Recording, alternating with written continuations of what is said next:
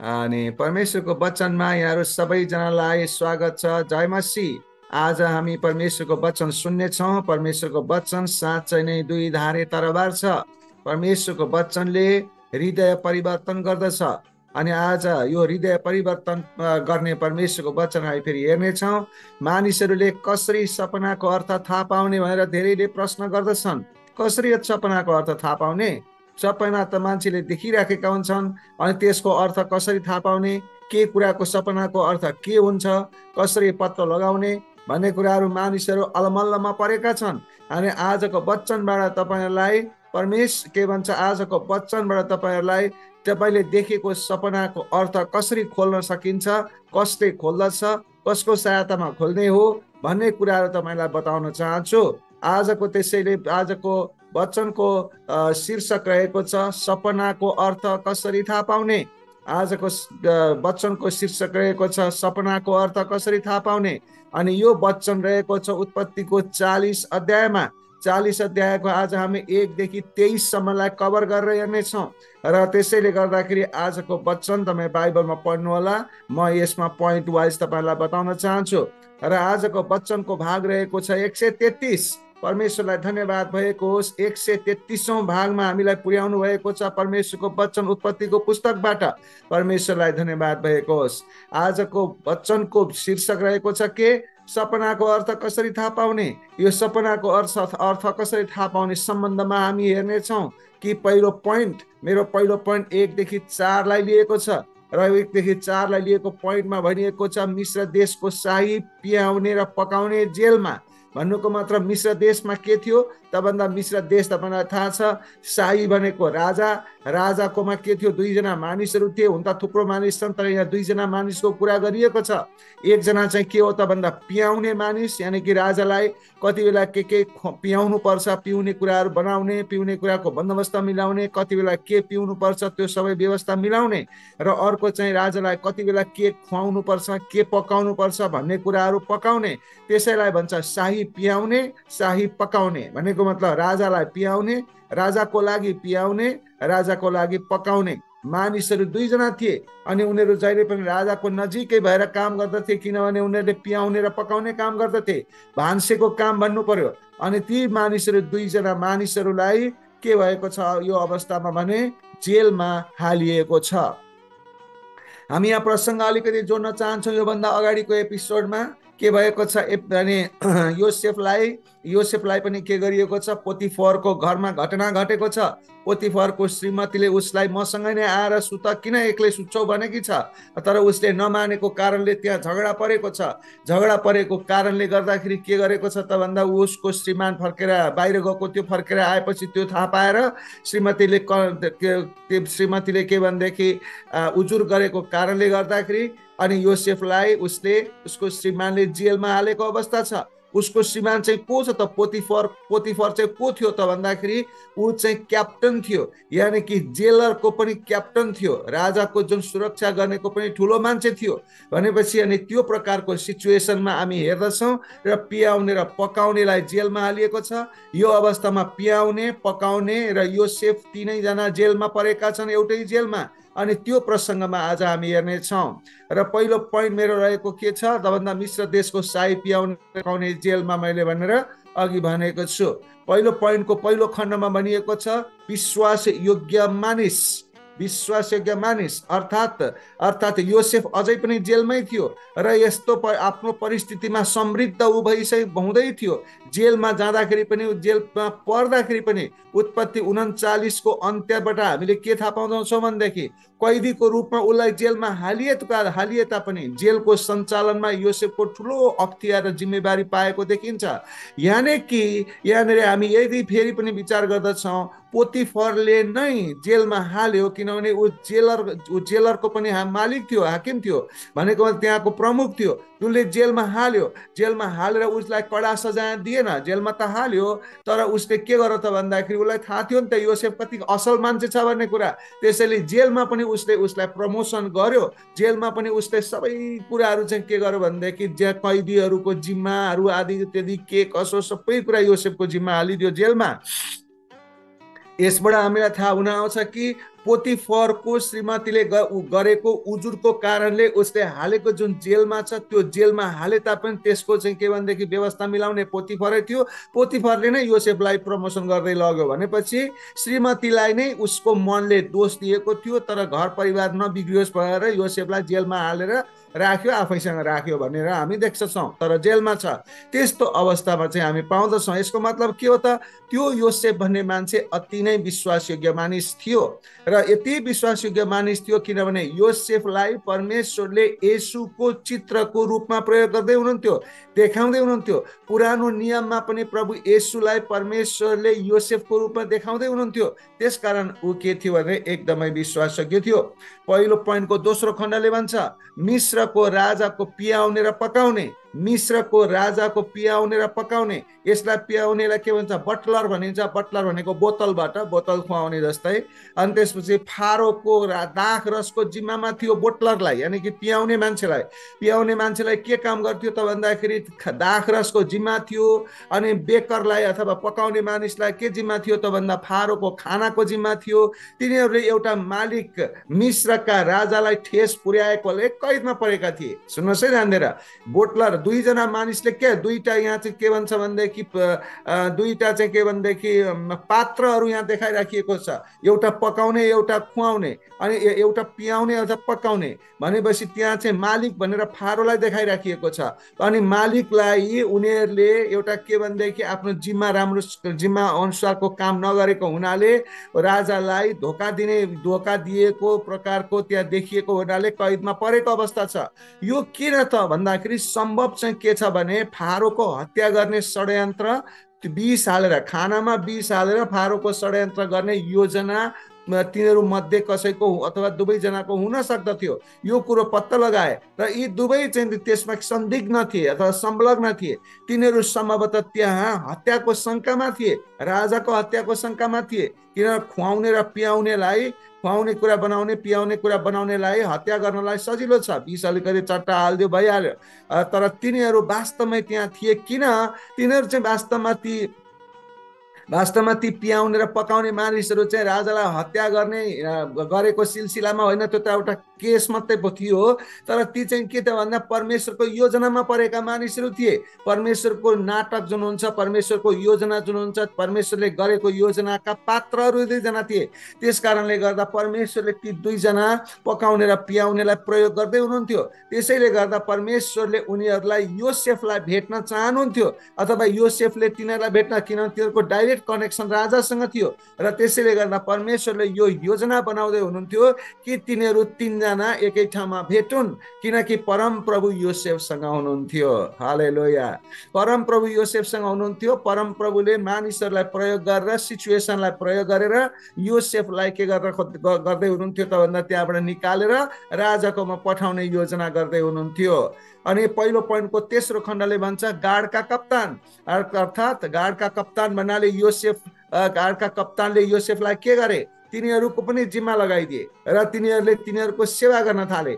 तिनीहरूको सेवा गर्न थाले भनेको मतलब के हो त? योसेफले ती दुईजनाको पनि सेवा गर्न थाले। योसेफले कसको सेवा गर्न थालेका थिए त? जेलमा भन्दा योसेफ पनि त आखिरी कैदीको रूपमा थियो, तर पनि योसेफले कसको सेवा गर्दै थिए? ती दुईजनाको मानिसको पनि सेवा गर्दै थिए। अरू जेलमा परेका कैदीहरूको पनि सेवा गर्ने काम चाहिँ योसेफले गर्दै थिए। र किन गर्दै थिए? गार्डका कप्तानले योसेफलाई गरेको यो अनुकूल व्यवहारले हामी अघि भनेको जस्तो हेर्न सक्छौँ। त्यो चाहिँ के भनेदेखि योसेफमाथि लगाएका, पोतिफरको श्रीमतीमाथिले लगाएका आरोपहरू साँच्चै हुन् भनेर विश्वासयोग्य थिएनन् भनेर देखाउँछ। हामीलाई यो पनि थाहा छ किनभने पोतिफर आफै उत्पत्तिको 39:1 अनुसार गार्डका कप्तान थिए। ओके, त्यसले गर्दाखेरि उसले के गर्थ्यो त भन्दाखेरि योसेफलाई चाहिँ अरू कैदीहरूलाई सेवा गर्नको लागि त्यहाँ खटाइएको थियो। भनेको मतलब प्रमोसन गरिएको थियो। सबभन्दा ठुलो मानिस त्यो के पोतिफर यानि कि गार्डको कप्तान भन्दा मुनिको मानिस योसेफै थियो यहाँ पनि फेरि पनि। यसकारण यो चित्र परमेश्वरले के देखाउँदै हुनुहुन्छ, यसको आन्तरिक कुरा, यसको रहस्यको कुरा चाहिँ के छ त हामीले बुझ्नुपर्ने कुरा त भन्दाखेरि योसेफ जसै परमेश्वरले येशूको चित्रको रूपमा प्रयोग गर्दै हुनुहुन्थ्यो, यहाँनेरि फेरि पनि पोतिफरले के गर्दै थिए त भन्दाखेरि पोतिफरले योसेफलाई प्रमोसन गरेर मात्र टप स्थानमा लगेका थिए। र जसरी येशूले म मानिसहरूको सेवा गर्नको लागि आएको हुँ, सेवा पाउन आएको होइन भन्ने कुराको चित्र त्यहाँ परमेश्वरले प्रस्तुत गर्दै हुनुहुन्थ्यो। त्यसैले योसेफले सबै मानिसहरूलाई, कस्ता मानिसहरूलाई सेवा गर्दै थिए? कैदमा परेका मानिसहरूलाई सेवा गर्दै थिए। त्यसकारण यसबाट चित्र के देखिन्छ त भन्दाखेरि परमेश्वरले येशूलाई हामी शैतानको कैदमा परेका मानिसहरूलाई छुटकारा दिनको लागि मात्रै होइन, न्याय गर्नको लागि पनि परमेश्वरले ल्याउँदै हुनुहुन्छ भन्ने कुरा योसेफबाट हामीले थाहा पाउँदछौँ, योसेफको चित्रबाट थाहा पाउँदछौँ। त्यसले गर्दाखेरि त्यहाँनिर के थियो भने त्यहाँ दुईटा मानिसहरू जुन देखाइएको छ, एकजना असल मानिस, एकजना खराब मानिस भनेर देखाइएको छ। अनि जसले खराबी काम गर्छ आफ्नो मालिकको विरुद्धमा उसले दण्ड पाउनेछ, जसले आफ्नो मालिकको विरुद्धमा असल काम गर्नेछ उसले इनाम पाउनेछ भन्ने कुराहरू पनि यहाँ देखाउन खोजिराखिएको छ। त्यसकारणले गर्दा यो सबै कुराहरू येशूकै व्याख्या भइराखेको छ क्या। यहाँ तपाईँ हामी चाहिँ एउटा कथा मात्रै हेर्छौँ, तर वास्तवमा येशूकै व्याख्या भइराखेको छ। यहाँ येशूकै चरित्रको कुरा भइराखेको हामी यहाँ देख्दछौँ। त्यसैले पहिलो पोइन्टको चौथो खण्डमा भन्दछ, अनि योसेफले तिनीहरूको सेवा गरे। अर्थात् जेलमा योसेफको उच्च अख्तियारको ओहदा भए तापनि तिनले अरूलाई आफ्नो सेवा गर्न प्रयोग गरेनन्। म चाहिँ माथिल्लो तहको हुँ, म यो ल्याऊ त्यो ल्याऊ भनेर उसले भनेन। तर उसले के गर्यो त भन्दा उच्च पद भए तापनि अरूको सेवा गर्न प्रयोग गरे। जसरी येशूले भन्नुभयो, अघि भर्खरै मैले भनेको जस्तो येशूले भन्नुभयो, म सेवा पाउनलाई होइन तर सेवा गर्नलाई आएको हुँ। अनि यही प्रकारको सन्देश योसेफबाट पनि परमेश्वरले यस्तो प्रकारले चलाउनु भएको कुराहरू हामी देख्दछौँ। त्यसकारण यो च्याप्टर एकदम महत्त्वपूर्ण छ। त्यसैले दोस्रो पोइन्टमा हामी हेर्दछौँ। दोस्रो पोइन्टमा भनिएको छ 5 देखि 7 बाट लिएको छ दोस्रो पोइन्ट। र दोस्रो पोइन्टले भन्दछ योसेफले पियाउने र पकाउनेको लागि चासो देखाउँदछन्। अर्थात् यसको पहिलो खण्डमा भन्दछ कि दोस्रो पोइन्टको पहिलो खण्डमा भन्दछ योसेफले तिनीहरूलाई दुखी देखे। यानि कि योसेफ यसरी अवलोकन गर्दै गर्दै हिँडिरहेका थिए कैदी मानिसहरूलाई। अनि हेर्दाखेरि तिनीहरू दुईजना एकदम अनुहार एकदम नरमाइलो, एकदम दुखित भएर बसेको उनीहरूले देखे। अनि योसेफले को हृदय चाहिँ कस्तो थियो त भन्दा उसलाई पनि त दुःख परिरहेको थियो, ऊ पनि त जेलमा परिरहेको थियो। उसले आफ्नो दुःख कसैलाई बताएन र उसले आफ्नो दुःख कसैलाई उसले आफ्नो दुखित अनुहार देखाएन। योसेफको हृदयमा किन देखाएन त भन्दा योसेफको हृदयमा परमेश्वर हुनुहुन्थ्यो र परमेश्वर भएकोले गर्दा उसले आफ्नो दुःख देखाउनुको सट्टा अरूको दुःखलाई उसले सम्बोधन गर्ने उसको बानी भइसकेको थियो। त्यसैले आफ्नो दुःख लुकाएर भए पनि उनीहरू ती दुईजना मान्छे किन चाहिँ दुखित भएका छन् भनेर उसले गएर सोध्यो। जसरी प्रभु येशूले के गर्नुभएको थियो, मानिसहरूलाई पापबाट फसेका मानिसहरूको लागि प्रार्थना गर्नुहुन्थ्यो, दुःख मान्नुहुन्थ्यो, उनीहरूकै लागि सिकाउनुहुन्थ्यो, उनीहरूकै लागि चिन्ता गर्नुहुन्थ्यो। आफ्नो लागि केही चिन्ता गर्नु भएन प्रभु येशूले। त्यस्तै गरिकन योसेफले पनि के गर्यो त भन्दाखेरि त्यसरी उनीहरूको हृदय, उनीहरू चाहिँ दुखित भएको कुरा देखेको कुराहरू हामी यहाँ पाउँदछौँ। अनि देखिसकेपछि के भयो त अब त्यहाँ भनिसकेपछि दोस्रो पोइन्टको दोस्रो खण्डले भन्दछ, आज तपाईँ किन उदास देखिनुहुन्छ? आज तपाईँ किन उदास देखिनुहुन्छ? योसेफकै साथीहरू त हुनु, उनीहरू ऊ पनि जेलमा परेको, उनीहरू पनि जेलमा परेको, आखिर उही त हो। तर पनि योसेफलाई उसको विश्वास योग्यताको कारणले गर्दा माथिल्लो स्तरमा लगिएको छ, सबैको मालिक जस्तो बनाइएको छ। यसको मतलब के हो त भन्दाखेरि जेलमा परेको प्रभु येशू पनि के गरिएको छ त भन्दाखेरि प्रभु येशूलाई पनि मारिएपछि उहाँ पनि के गर्नुभयो त भन्दा नर्कमा गएर मानिसहरूलाई सेवा दिनुभएको थियो। र त्यो 3 दिनको दिन जुन 3 दिनको बिचमा उहाँ विशेष गरी दोस्रो दिनमा चाहिँ उहाँ मारिएपछि दोस्रो दिनमा पातालमा गएर मानिसहरूलाई भेट्नु भएको थियो भएर चाहिँ धेरै थियोलोजनहरूले चाहिँ के भने विश्वास गरेका छन्। यहाँ पनि यस्तै किसिमले योसेफ चाहिँ जेलमा गएर ती दुःख पाएका मानिसहरूलाई सेवा दिइरहेको अवस्था छ। योसेफले यो सोच्न सजिलो थियो कि सायद प्राविधिक रूपमा सत्य योसेफले सोच्दथ्यो कि उसको विरुद्धमा गरिएका सबै आरोपहरूका कारण जस्तो सुकै उसको चित्त दुखेको भए तापनि ती कैदीहरूको लागि उसले के गर्थ्यो त भन्दा आफूलाई जति दुःख लागेको छ सायद त्योभन्दा बढी उसलाई दुःख लागेको होला भन्ने उसले सोचेर सेवा गर्दथ्यो। त्यसैले उसले ख्याल गर्दथ्यो कि पियाउने र पकाउने त्यो दिन किन धेरै उदास देखिएका छन्। यसमा योसेफले हामीलाई येशू देखाउँदछ भनेको मतलब फेरि पनि हामी येशू यसमा हेर्दछौँ, किनभने जसरी येशूले आफ्नो जीवन हाम्रो लागि जिउनुहुँदछ, हाम्रा आवश्यकताहरू स्पष्ट हुँदा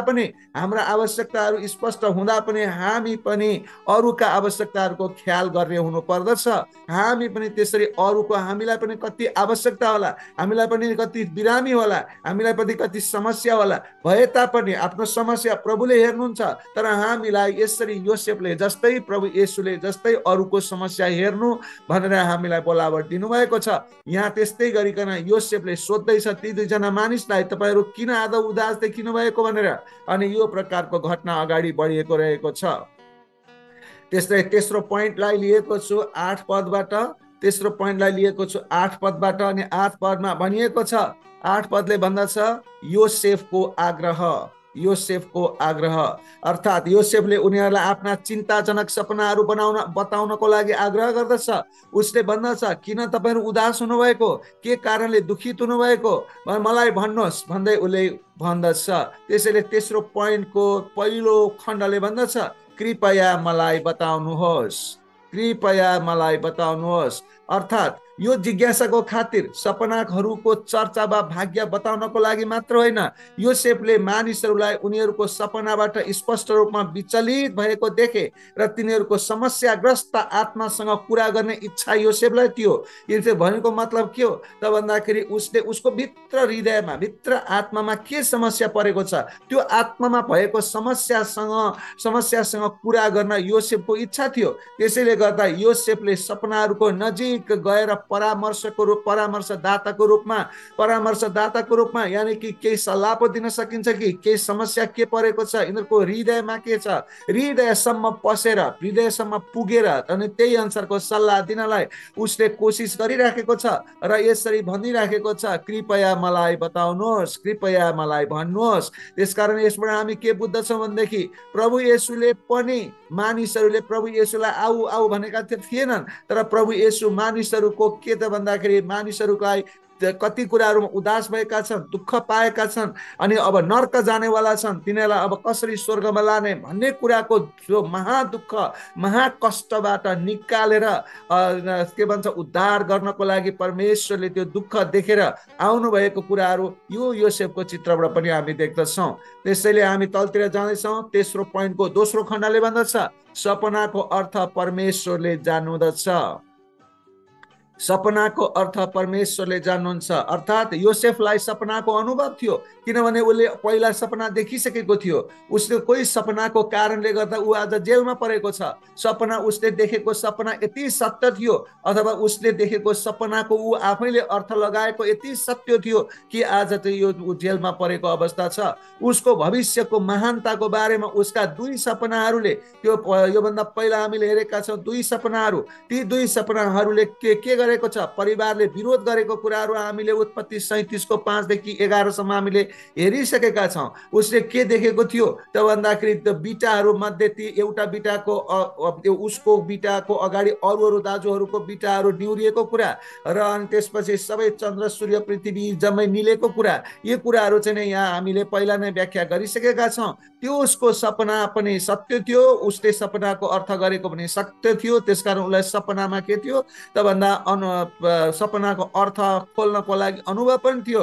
र उसलाई के अनुभव थियो भने सपनाको अर्थ त मान्छेले खोल्ने होइन रहेछ, सपनाको अर्थ त परमेश्वरले खोल्ने रहेछ, परमेश्वरको तौर तरिकाबाट खोल्ने रहेछ भन्ने कुरा उसले थाहा पाइसकेको थियो। त्यसैले यहाँ सपनाको अर्थ परमेश्वरले जान्नुहुन्छ भनेर उसले भनिराखेको छ र उसलाई सपना देखेको रूपमा उसलाई जसरी पहिला गिल्ला गरिएको थियो र उसलाई त्यसैले अनुभव थियो भन्ने कुराहरू हामी पाउँदछौँ। सपनाको अर्थ के हो भनेर परमेश्वरलाई थाहा छ भने योसेफ विश्वस्त थिए। ऊ त्यो केटा जस्तै थियो जसले अर्कोलाई भन्यो मेरो बुवा र मलाई सबै कुरा थाहा छ। जब अर्को केटाले कडा प्रश्न सोध्यो, केटाले मात्र भन्यो मेरो बुवालाई पनि सबै कुरा थाहा छ। अथवा योसेफलाई भनेको मतलब के हो त भन्दा बुवा भनेको यहाँ परमेश्वर हुनुहुन्छ, परमेश्वरलाई थाहा छ सबै कुरो, मलाई थाहा छैन, परमेश्वरलाई थाहा छ।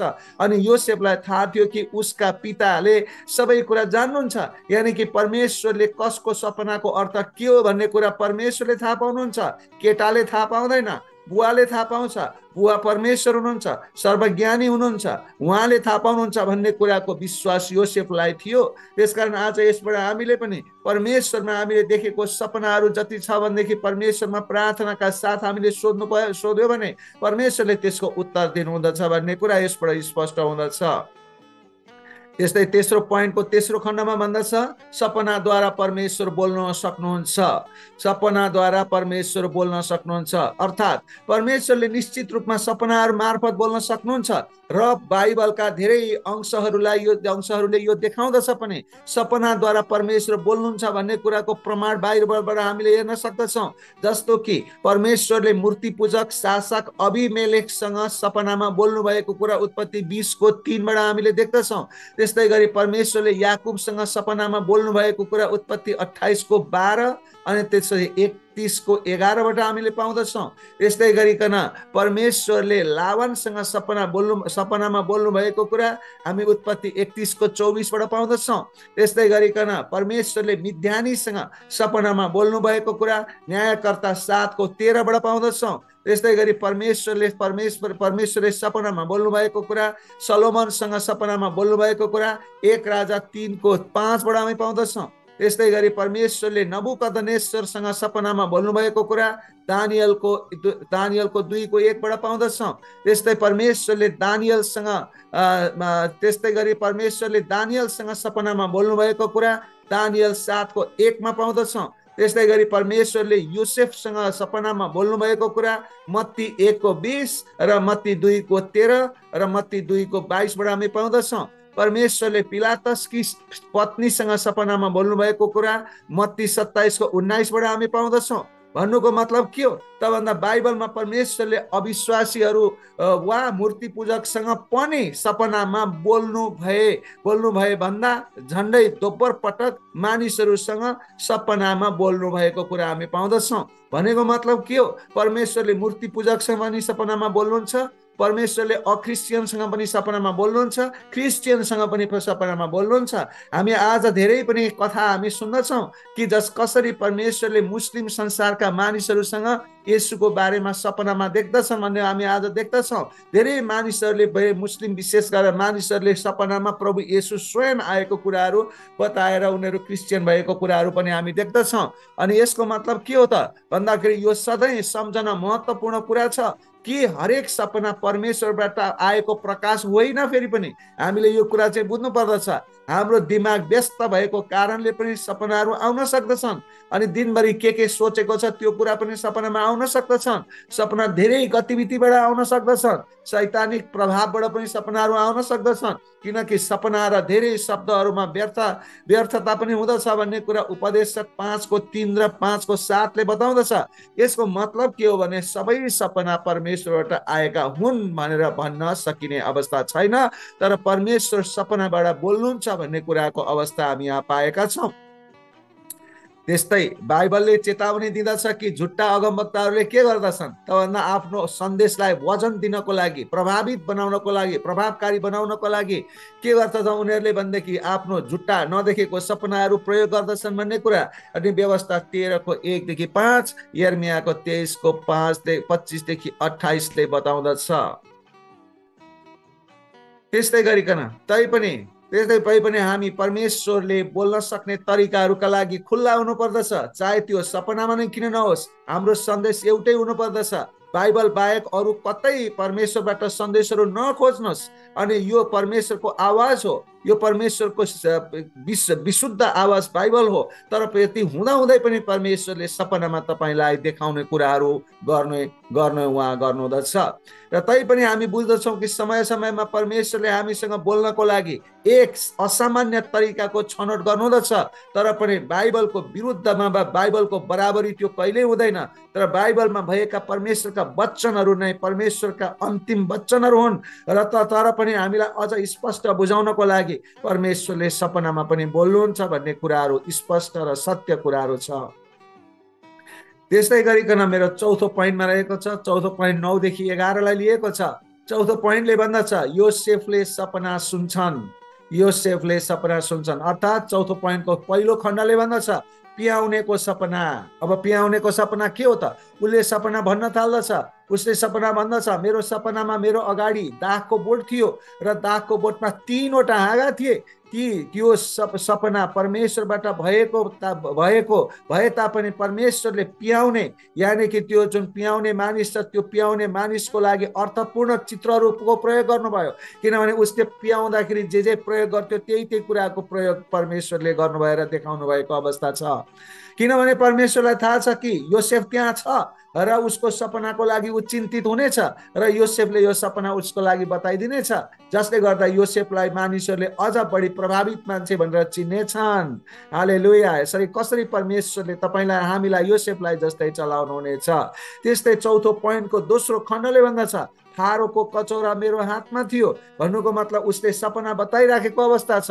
अनि जब उसले भन्दै थियो सपनामा पियाउनेले आफूलाई फेरि फारोको सेवा गरेको देख्यो अनि उसले पहिलेको स्थितिमा नै उसलाई पुनर्स्थापित भएको कुराहरू हामी पाउँदछौँ। त्यस्तै गरिकन 5औं पोइन्टमा हामी हेर्दछौँ। 5औं पोइन्टमा छ 12 देखि 15 पदलाई लिएको छ। 5औं पोइन्टले भन्दछ, योसेफले पियाउने को सपनाको व्याख्या गर्छन् र अनुग्रह माग्छन्। योसेफले पियाउनेको सपनाको व्याख्या गर्छन् र अनुग्रह माग्छन्। अर्थात् पहिलो 5औं पोइन्टको पहिलो खण्डमा भन्दछ 3 दिनपछि प्रमोसन हुने, 3 दिनपछि प्रमोसन हुने। अर्थात् अब 3 दिनभित्र फारोले तिम्रो टाउको उठाउनेछ र तिमीलाई आफ्नो स्थानमा पुनर्स्थापित गर्नेछ भनेर प्रमोसनको कुरा योसेफले त्यो पियाउने मानिसलाई बताउँदछन्।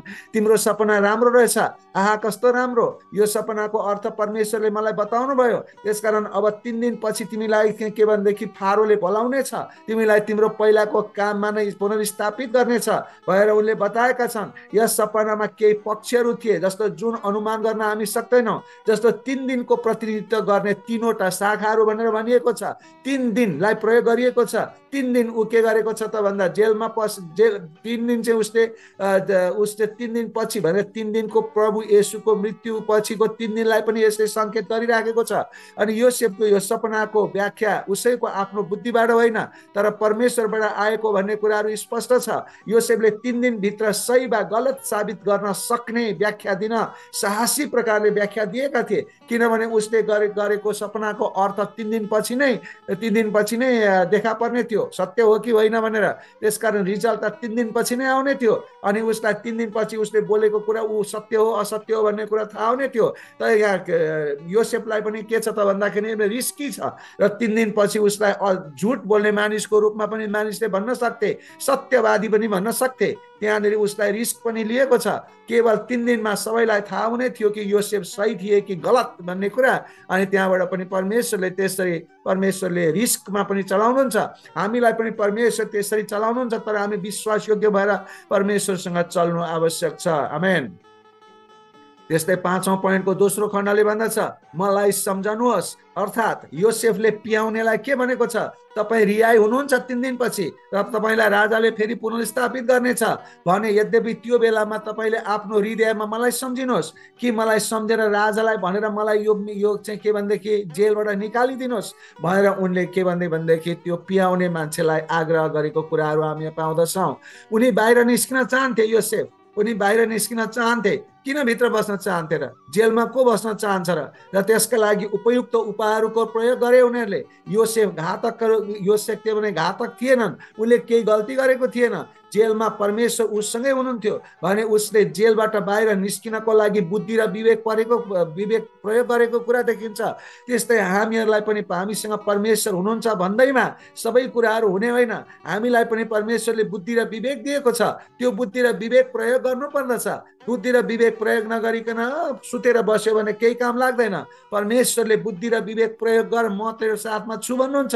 त्यसैले योसेफले पनि यहाँ उसको बुद्धि र विवेक प्रयोग गरेर उसलाई भन्दछ, तिमी 3 दिनपछि निस्किहाल्छौ, त्यसकारण राजा कहाँ जान्छौ, तिमी त्यो बेला मलाई सम्झिनु र राजालाई भन्नु ल। अनि यस्तो यस्तो सपना देख्ने मान्छे रहेछ, उसको केही गल्ती छैन रहेछ, उसलाई निकालिदिउँ हजुर भनेर भन है भनेर यसरी आग्रह गरेको कुराहरू हामी देख्दछौँ। र तपाईँको वर्तमान परिस्थितिमा पनि परमेश्वरलाई देख्नुको मतलब यो होइन होइन कि परमेश्वरले तपाईँलाई ती परिस्थितिहरूबाट सधैँभरि चाहनुहुन्छ।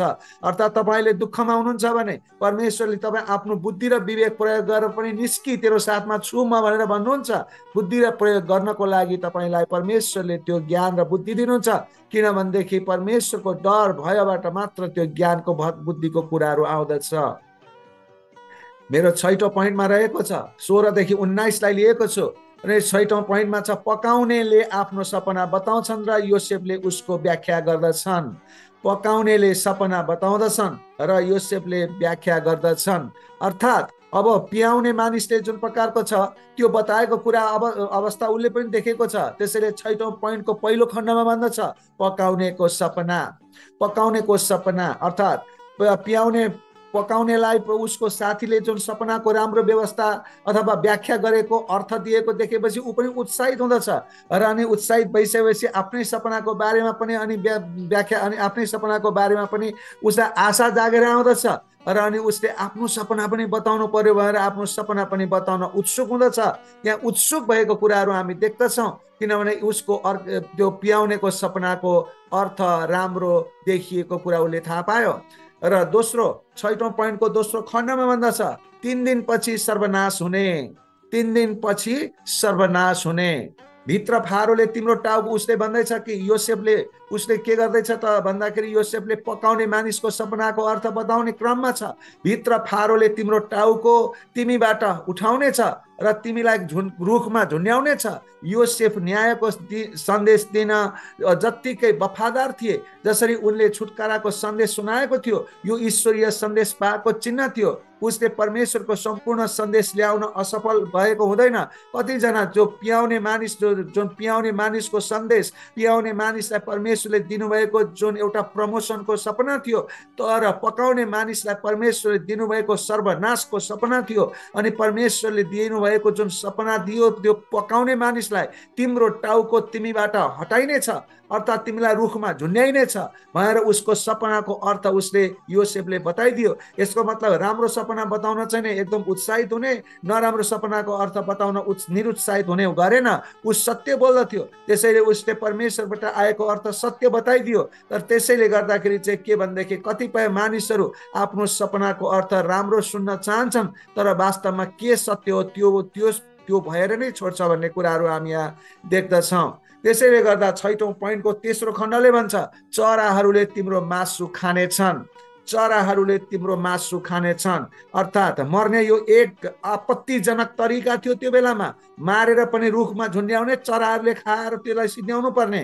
तर योसेफले बुझेको हुनुपर्दछ कि पियाउने र पकाउनेको भाग्य न्याय अनुसार थियो, परमेश्वरको न्याय अनुसार थियो। जुनसुकै अपराधमा पनि उनीहरूलाई शङ्का थियो। पियाउने निर्दोष थियो तर पकाउने चाहिँ दोषी थियो।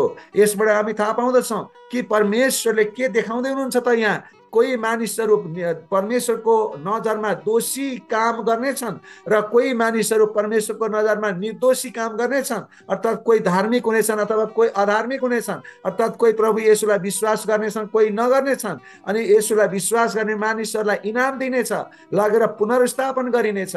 र तर प्रभु येशूलाई विश्वास नगर्ने मानिसहरूलाई इनाम होइन, उनीहरूलाई ताडना यानि कि सर्वनाश हुनेछ भन्ने कुरा यहाँ नयाँ चित्र देखाइराखेको अवस्था छ। र अब अन्तिम पोइन्टमा हामी जानेछौँ। 7औं पोइन्ट छ मेरो अन्तिम पोइन्ट र 20 देखि 23 पदलाई लिएको छु। 7औं पोइन्ट धेरै महत्त्वपूर्ण 7औं पोइन्ट छ र यो पोइन्टले भन्दछ योसेफको व्याख्या अनुसार सपनाहरू ठ्याक्कै पुरा भएका। योसेफको व्याख्या अनुसार सपनाहरू ठ्याक्कै पुरा भएका भन्नुको मतलब 7औं पोइन्टको पहिलो खण्डले भन्दछ तेस्रो दिनको घटना। तेस्रो दिनको घटना। अब के भयो त त्यहाँ भन्दा योसेफले जुन प्रकारले उनीहरूलाई सपनाको अर्थ बताइदिइसकेपछि के भएको अवस्था छ त उनीहरूको हृदयमा। अनि जेलभरि पनि हल्ला फैलिएको छ। त्यहाँ जेलभरि हल्ला फैलिएर योसेफलाई मान्छेले एउटा प्रोभिजन पिरियड अथवा चाहिँ के भनेदेखि यसले भनेको ठिक हुन्छ कि हुँदैन भनेर हेर्नलाई उनीहरूले पर्खेर बसेको अवस्था छ। तेस्रो दिनको घटना अनि यसरी गर्दछ, योसेफ सही साबित नभएसम्मको 3 दिन पियाउने र पकाउनेको लागि पीडादायी भएको हुनुपर्दछ। यद्यपि त्यो पकाउने मानिसलाई त अझ धेरै चिन्ता भएको हुनुपर्दछ। यदि यो सपना ठिक भयो भने त म त ठिक हुनेछु, राम्रो हुनेछ भनेर एउटा हाँस्ने अवस्था छ भने यो सपना ठिक भयो भनेदेखि म त खतम हुनेछु भनेर अर्कोले भन्नेछ। एउटाले सायद प्रार्थना गर्थ्यो होला कि यो सपना ठिक होस्, उस यो सपनाको अर्थ योसेफले भने जस्तै होस्। अर्कोले भन्थ्यो होला यो सपना योसेफले भनेको भन्दा उल्टो होस् भनेर भन्थ्यो होला। अनि यो प्रकारको पीडादायी अवस्थामा उनीहरू बसेका छन्। तर योसेफ परमेश्वरको साँचो वाहक भएको पाइएको हामीले देख्दछौँ। कसरी त भन्दा आफूलाई बाइबलमा हेर्ने प्रयासमा हामी सामान्यतया भन्न चाहन्छौँ कि म योसेफ हुँ, किनभने हामी योसेफ जस्तो हुन चाहन्छौँ। हामी योसेफ हुँ भनेर भन्दछौँ। यहाँ योसेफले गरेको योसेफ एउटा हिरो जस्तो देखा परेको छ। अनि त्यो पियाउने र पकाउने मान्छे चाहिँ के त भन्दाखेरि उसका पनि कामदार जस्तो देखा परेका छन् र उनीहरू पीडामा छन्। अनि त्यस्तै गरिकन यहाँ मानिसहरूले के भन्छ, म योसेफ जस्तो हुँ भनेर भन्दछन्। तर परमेश्वरले मलाई उहाँको वचनमा उहाँका रहस्यहरू अरूलाई प्रकट गर्न सक्नुहुन्छ भनेर हामी भन्दछौँ। तर यसको लागि ठाउँ त छ, योसेफ जस्तो हुने त हामीलाई त ठाउँ त छ। तर यो कथामा हामीहरू योसेफ जस्तो होइन कि हामी आफै चाहिँ योसेफ जस्तो हुने तरिकाले होइन, तर योसेफको चित्र चाहिँ येशूको चित्र जस्तो हो। अझ हामी चाहिँ हाम्रो चित्र भनेको पियाउने र पकाउने जस्तो हो। हामी यस चित्रमा येशू हाम्रो लागि योसेफ जस्तै हुनुहुन्छ। हामी कस्ता छौँ त भन्दा पियाउने र पकाउने जस्ता छौँ। कसैले हामीले आफ्नो मालिकलाई हामी मालिकलाई के गर्छौँ त भन्दाखेरि धोका दिन्छौँ। कसैले मालिकलाई धोका दिँदैनौँ भने कसैले मालिकप्रति विश्वासयोग्य हुँदछौँ, कोही चाहिँ आफ्नो मालिकप्रति विश्वासयोग्य हुँदैनौँ। मालिक भनेको हाम्रा त्यो फारो भनेको को त भन्दा परमेश्वरले देखाउँदै हुन्छ मालिक फारो भनेको परमेश्वरलाई, परमेश्वरको चित्रमा हामीले हेऱ्यौँ भने अनि के भन्दछ त भन्दाखेरि अनि पकाउने र पियाउने चाहिँ उहाँको अन्तर्गतमा रहेका। एउटाले आफ्नो मालिकलाई धोका दिएको छ, अर्कोले आफ्नो मालिकलाई विश्वासयोग्य काम गरेको छ। तर प्रभु येशूले सत्य कुरा देखाउनु भएको छ। या प्रभु येशू चाहिँ के भनेदेखि वचनको रूपमा पनि हुनुहुन्छ भनेर हामी हेर्न सक्दछौँ। अर्थात् एक निर्दोष मानिस हाम्रो जेलमा आएर हाम्रो अवस्थामा साझा गरेको जस्तै हो। योसेफ त्यहाँ जेलमा आउनु भनेको मतलब आज हामी संसारमा एउटा जेलमा परेका छौँ। त्यो शैतानिक जेलमा, त्यो पापमय स्वभावको जेलमा हामी परेका छौँ। अनि त्यही जेलमा प्रभु येशू योसेफ जसरी जेलमा आएको जस्तै गरेर अनि त्यसपछि के भएको छ त भन्दा हामी कहाँ पनि प्रभु येशू आउनु भएको चित्र यहाँ देखिएको छ। र अर्को कुरा, यो निर्दोष कैदीले हामीलाई परमेश्वरको सन्देश प्रकट गरेको कुराहरू हामी देख्दछौँ। हामी चाहिँ यो संसारमा के को बन्धनमा छौँ त भन्दा सांसारिक बन्धनमा छौँ, पापमय स्वभावको बन्धनमा छौँ। यही बन्धनभित्र प्रभु येशू आएर चाहिँ हामीलाई परमेश्वरको सन्देश प्रकट गर्नुभएको जस्तै त्यो चाहिँ योसेफले ती दुईजना मानिसलाई सन्देश प्रकट गरेको कुरा हामी देख्दछौँ। त्यस्तै गरी निर्दोष कैदी 3 दिनमा सत्य साबित भयो। यसको मतलब के हो त भन्दाखेरि यो योसेफले भनेको कुरा 3 दिनमा जस्तो भनेको त्यस्तै मिल्यो। त्यस्तै गरिकन प्रभु येशू पनि यस कैदमा आइसकेपछि 3 दिनमा के भयो त उहाँ सत्य साबित हुनुभयो र उहाँले जे भन्नुभएको थियो, जे अगमबाणी गर्नुभएको ती सबै कुराहरू पुरा भयो र 3 दिनमा उहाँ धेरै ठुलो घटना घट्यो र उहाँ त्यहाँबाट के गर्नुभयो त भन्दाखेरि मृत्युबाट निस्किएर बाहिर आउनुभएको कुराहरू हामी देख्दछौँ। योसेफले हामीलाई येशू देखाउँदछ। फेरि पनि यही कुरा छ, जसको सन्देशले जीवन वा मृत्यु ल्याउँदछ। यदि तपाईँ परमेश्वरबाट सन्देश खोज्दै हुनुहुन्छ भने येशूलाई हेर्नुहोस्, प्रभु येशूका सन्देशहरू हेर्नुहोस्। हामीले योसेफ र येशूको बीचमा ठुलो भिन्नता पनि देख्न सक्दछौँ। किनभने येशू र योसेफ जसरी योसेफलाई येशूको चित्रको रूपमा मैले भन्दै गर्दा यहाँ एउटा कुरा पनि फरक छ। यो फरक के छ भने योसेफको वचनले निर्दोष कैदीलाई बचायो तर दोषीलाई बचाउन सकेन। यानी कि पियाउनेलाई चाहिँ बचायो तर खुवाउनेलाई चाहिँ बचाउन सकेन। तर येशूमा चाहिँ के फरक छ त? सुसमाचारमा सबैभन्दा ठुलो पावर केमा छ त भन्दा येशूको सन्देश हो। त्यो येशूको सन्देशले के गर्छ त भन्दाखेरि जसले के भनेदेखि गल्ती गरेको छ उसलाई पनि उद्धार गर्दछ। येशूको सन्देशले पकाउनेलाई पनि उद्धार गर्दछ, पियाउनेलाई पनि उद्धार गर्दछ। तर उनीहरू के गर्नु पर्यो?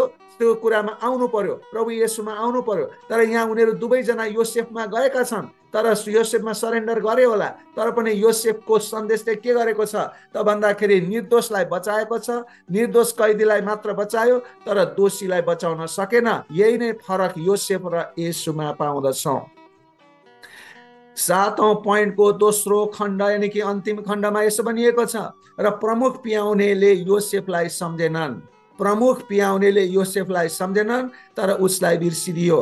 अर्थात् यहाँ योसेफले के भनेका थिए? योसेफले के भनेका थिए भनेदेखि पियाउने मान्छेलाई के भनेका थिए? तिमीलाई जब राजाले पुनर्स्थापित गर्नेछन् त्यो बेलामा मलाई सम्झिनु र यो खाडलबाट मलाई निकाल्नु भनेर चाहिँ उनले भनेको थिए। तर उसले 3 दिनपछि के भयो त भन्दाखेरि फारो राजाले दुवैजनालाई बोलाए। दुवैजनालाई बोलाइसकेपछि के गर्यो त भन्दा पकाउने मानिसलाई जस्तो सपना भनेको थियो त्यस्तै गरी उसको शिर काटे र चाहिँ त्यो रुखमा झुन्डाइदिएको कुराहरू त्यहाँ हामी पाउँदछौँ।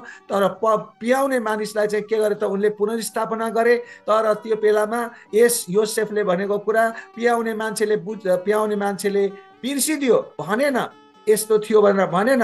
यहाँ योसेफलाई फेरि पनि अन्याय गरिएको कुरा हामी पाउँदछौँ। उनले सोचे कि पियाउनेको दयाको अर्थ जेलबाट मुक्त हुन सक्छ, तर यो हुन सकेन। भनेको मतलब परमेश्वरको अर्को उद्देश्य थियो कि सबै मानिसहरूलाई परमेश्वरले धेरै प्रयोग गर्नुहुँदछ। उहाँले पहिले ठुलो तयारी गर्नुहुँदछ। परमेश्वरको तयारीको महानता सहन थोरै मात्र इच्छुक छन्। योसेफको जीवनको पाइलामा परमेश्वर हुनुहुन्थ्यो, त्यसकारण योसेफले परमेश्वरको हरेक योजनामा साथ दिएको छ। हरेक योजनामा परमेश्वरको विश्वासयोग्य काम गरेको हामी देख्दछौँ। यहाँनिर फेरि पनि हामी के देख्दछौँ त भन्दा योसेफलाई त्यो पियाउने मानिसले सम्झेन।